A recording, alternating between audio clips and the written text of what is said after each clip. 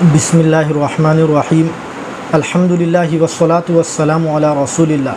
محترم ناظرین، آج سنڈے ہے، اتوار کا دن ہے، اور آپ جانتے ہیں کہ کافی دنوں سے ہر سنڈے کو، ہر اتوار کو ہم کسی ایک اہم عنوان اور ٹاپک پر ضرورت کے بنیادی اور بیسک 10 اہم مسائل معتبر اور مستند کتابوں کے حوالوں کے ساتھ آپ کی خدمت میں پیش کرتے ہیں، لیکن کچھ مصروفیات کی وجہ سے کافی دنوں سے یہ سلسلہ رکا ہوا تھا۔ آج پھر اس کو شروع کیا جاتا ہے۔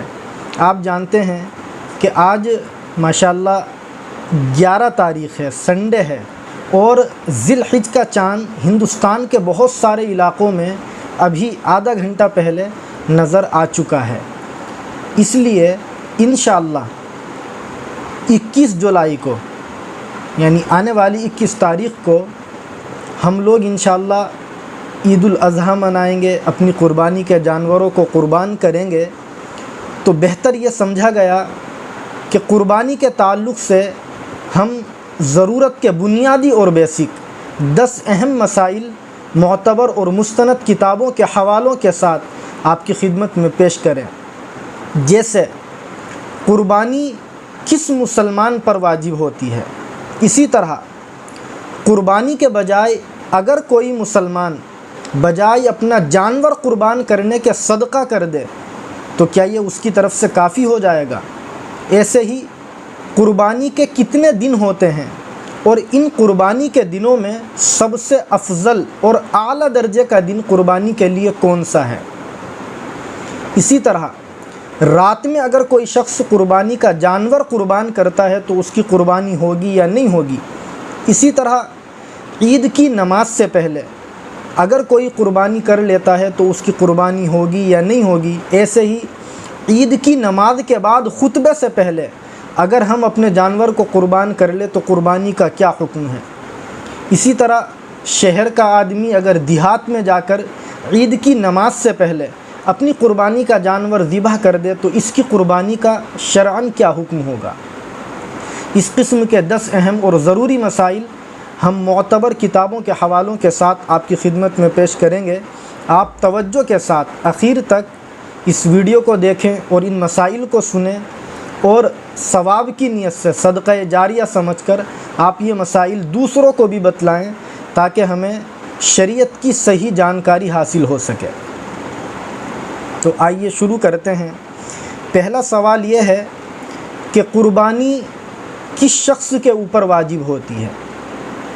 دیکھیے گا، فتوے کی مشہور کتاب فتاوی خانیہ میں جلد 3 صفحہ 344 پر قربانی کے وجوب کی جو شرائط لکھی ہیں ان کا خلاصہ یہ ہے کہ جو مسلمان آزاد ہو، یعنی غلام نہ ہو، اس زمانے میں ہوتے بھی نہیں ہیں غلام، مسلمان ہو، ایام قربانی میں وہ مقیم بھی ہو، یعنی سفر شرعی کی حالت میں نہ ہو، اور بقدر نصاب وہ مال کا مالک بھی ہو، یعنی اس کے پاس 52.5 تولے چاندی کی قیمت کے برابر ضرورت سے زیادہ کوئی سامان ہو یا اتنی اس کے پاس قیمت ہو، تو اس شخص کے اوپر شرعاً قربانی کرنا لازم اور ضروری ہے۔ اس زمانے میں اگر ہم بات کریں، دلی میں ہم لوگ رہتے ہیں تو میں نے اس کو کیلکولیٹ کیا، چاندی کی قیمت چونکہ گھٹتی بڑھتی رہتی ہے، تو اگر ایام قربانی میں کسی شخص کے پاس ضرورت سے زائد 35,000 روپے کے آس پاس روپیے ہیں تو اس کے اوپر شرعاً قربانی کرنا لازم اور ضروری ہے۔ دوسرا سوال یہ ہے کہ کیا قربانی کے بجائے صدقہ کر دینا کافی ہو جائے گا؟ یعنی اگر کسی پر قربانی واجب ہو اور وہ قربانی کے بجائے جتنے کا جانور ملے گا اتنے پیسے غریبوں میں تقسیم کر دے تو کیا اس کو قربانی کا ثواب مل جائے گا، اور کیا قربانی کا فریضہ اس کی طرف سے ادا ہو جائے گا؟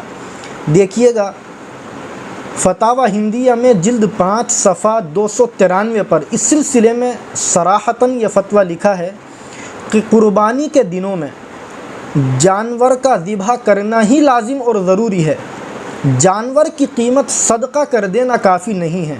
اگر کوئی شخص ایسا کرے گا یعنی بجائے قربانی کا جانور ذبح کرنے کے اتنی رقم غریبوں میں صدقہ کرے گا تو واجب کو چھوڑ دینے کی وجہ سے وہ شخص سخت گنہگار ہوگا۔ ایسا نہیں کرنا چاہیے۔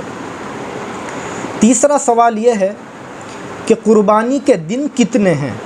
کتنے دنوں میں ہم اپنی قربانی کے جانوروں کو قربان کر سکتے ہیں؟ دیکھیے گا فتاوی خانیہ میں اور دیگر فتاوی کی کتابوں میں جلد 3 صفحہ 345 پر یہ لکھا ہے کہ قربانی کے ایام 3 ہیں، 10، 11 اور 12 ذی الحجہ۔ ان تینوں دنوں میں سے ہم کسی بھی دن اپنی قربانی کے جانور کو ذبح کر سکتے ہیں۔ ان سے پہلے اور بعد میں قربانی کرنا شرعاً جائز نہیں ہے۔ چوتھا سوال یہ ہے کہ کون سے دن قربانی کرنا زیادہ افضل ہے، یعنی قربانی کے جو یہ 3 ایام ہیں ان میں سب سے افضل دن قربانی کا کون سا ہے؟ دیکھیے گا علامہ شامی رحمۃ اللہ علیہ نے فتاوی شامی میں جلد 9 صفحہ 458 پر لکھا ہے افضلھا اولھا ثم الثانی ثم الثالث، کہ 10 ذی الحجہ کو قربانی کرنا سب سے افضل ہے، اس کے بعد 11 ذی الحجہ کو اور اس کے بعد 12 ذی الحجہ کو۔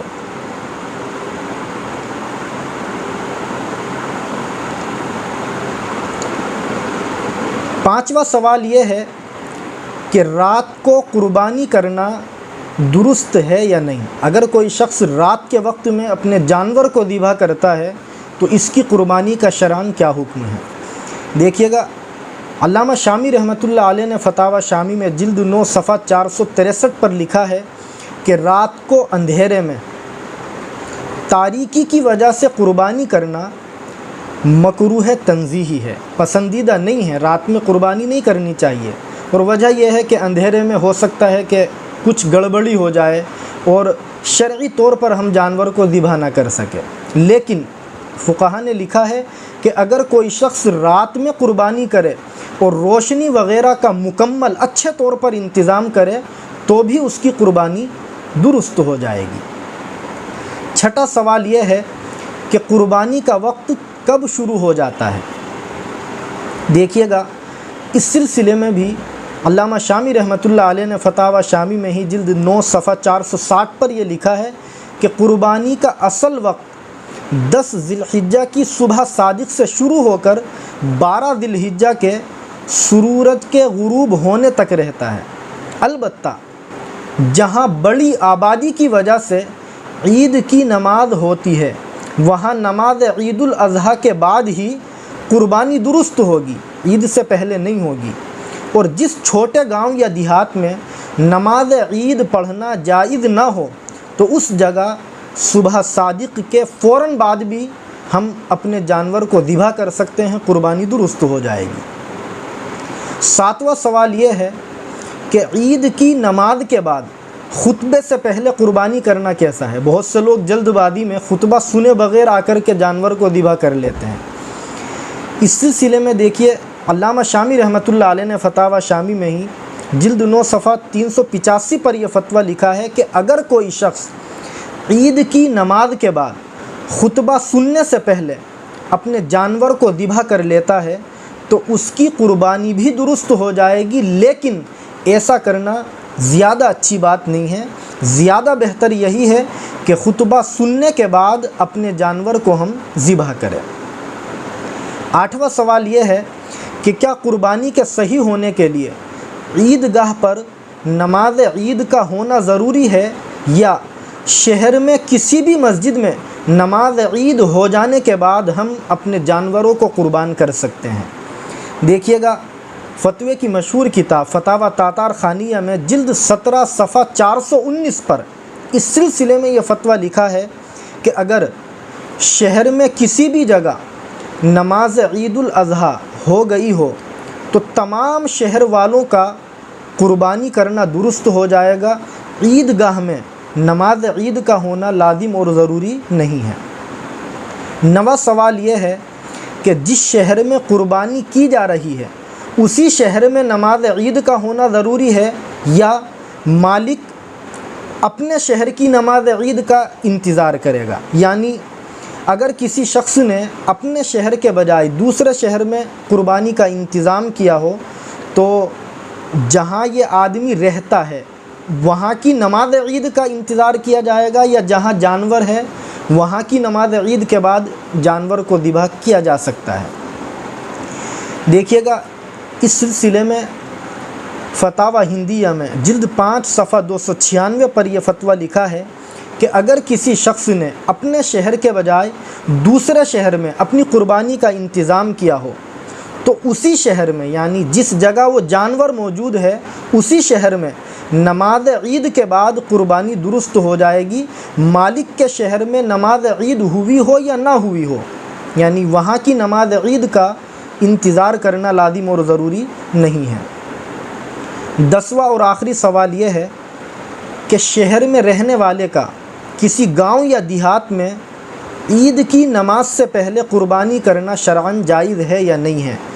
دیکھیے گا، فتاوی شامی میں علامہ شامی رحمۃ اللہ علیہ جلد 9 صفحہ 461 پر یہ فتویٰ لکھتے ہیں کہ اگر شہر میں رہنے والے کسی انسان نے کسی گاؤں یا دیہات میں اپنی قربانی کا انتظام کیا ہو تو صبح صادق کے بعد اس کی قربانی گاؤں میں دیہات میں درست ہو جائے گی۔ شہر کی نماز عید کا انتظار کرنا قربانی کے لیے لازم اور ضروری نہیں ہے۔ تو یہ قربانی کے 10 اہم اور ضروری مسائل تھے جو ہم سب کے لیے اہم ہیں، پیش آتے رہتے ہیں۔ ہم ان مسائل کو دوسروں کو بھی بتلائیں اور خود بھی عمل کریں، اور دعا کریں کہ اللہ ہم سب کے قربانی کے جانوروں کو قبول فرمائے، اور اللہ ہم سب کے حق میں بار بار قربانی کے ایام نصیب فرمائے۔ اور یہ ذی الحجہ کا پہلا عشرہ شروع ہو چکا ہے جس کی بڑی فضیلت اللہ کے نبی علیہ السلام نے بیان فرمائی ہے۔ دعا کرے کہ اللہ ان 10 دنوں میں ہم سب کو زیادہ سے زیادہ نفلی عبادتیں بھی کرنے کی توفیق نصیب فرمائے۔ والسلام علیکم ورحمۃ اللہ وبرکاتہ۔ قاسم بجنوری کے YouTube چینل کو سبسکرائب کریں اور بیل آئیکن کو دبائیں تاکہ ویڈیو کی نوٹیفیکیشن آپ کو سب سے پہلے مل سکے۔